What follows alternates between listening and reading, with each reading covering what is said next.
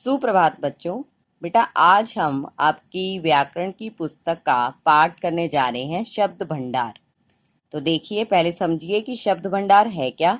शब्द भंडार जैसे कि नाम का सुन के ही पता चल रहा है कि शब्दों का भंडार। भंडार क्या होता है? खजाना।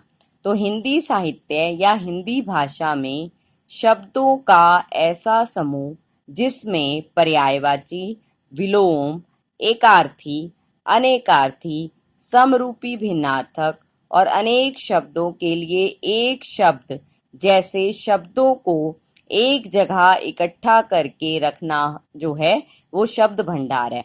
क्या मतलब कि हिंदी साहित्य में या हिंदी भाषा में आपको जो ये शब्द हैं, चाहे वो पर्यायवाची शब्द हैं चाहे विलोम शब्द हैं, इन सब को एक जगह पर इकट्ठा कर देना ही क्या कहलाता है? शब्द भंडार। तो चलिए शब्द भंडार के जो भिन्न भिन्न शब्द कहे जाते हैं उनको समझ लेते हैं। तो फर्स्ट है पर्यायवाची शब्द।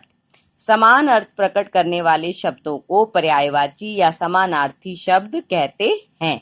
क्या मतलब? जैसे पहाड़। अब आपको पता है पहाड़ को क्या क्या कहा जाता है? नग भी कहा जाता है, शैल भी, गिरी भी, भूधर भी, पर्वत भी, अचल भी। तो ये क्या है? पर्यायवाची शब्द। वृक्ष, पेड़, विटप, तरु, द्रुम। सेकंड देखिए विपरीतार्थक। विपरीतार्थक जिसको विलोम शब्द भी कहा जाता है।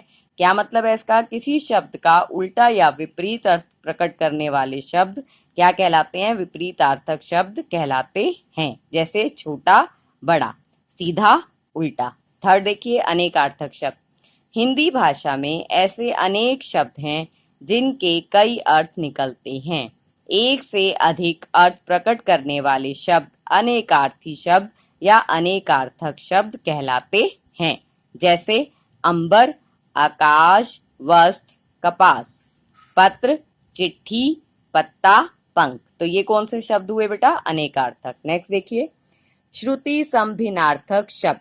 जो शब्द, श्रुति का मतलब भी क्या है? सुनने, बोलने और सुनने में एक समान लगे परंतु अर्थ में भिन्न हो, उन्हें श्रुति समभिन्नार्थक शब्द अथवा समरूपी भिन्नार्थक शब्द कहते हैं।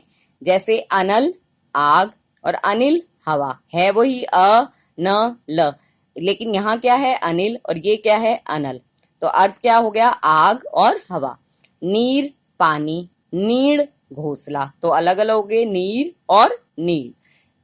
आगे देखिए शब्द युग्म। युग्म का मतलब क्या है? युग्म का मतलब है जोड़ा। तो शब्दों का जोड़ा। किसी शब्द के अर्थ में विशेषता लाने के लिए जब उसी अनुपात का एक और शब्द लगाकर प्रयोग किया जाता है तो ऐसे शब्द समूह को शब्द युग्म कहा जाता है। जैसे दिन रात, रात दिन, लाभ हानि, हानि लाभ, रीति रिवाज। तो ये क्या है बेटा? शब्द युग्म। वाक्यांशों के लिए एक शब्द। भाषा को प्रभावशाली बनाने के लिए अनेक शब्दों के स्थान पर एक शब्द का प्रयोग किया जाता है। जैसे जिसका अंत न हो, अनंत। जिसका कोई शत्रु न हो, अजात शत्रु। तो देखिए पूरे के पूरे वाक्य को हमने क्या कर दिया? उसके लिए एक शब्द बना दिया। तो ऐसा क्या शब्दों को क्या कहा जाता है? वाक्यांशों के लिए एक शब्द। धन्यवाद।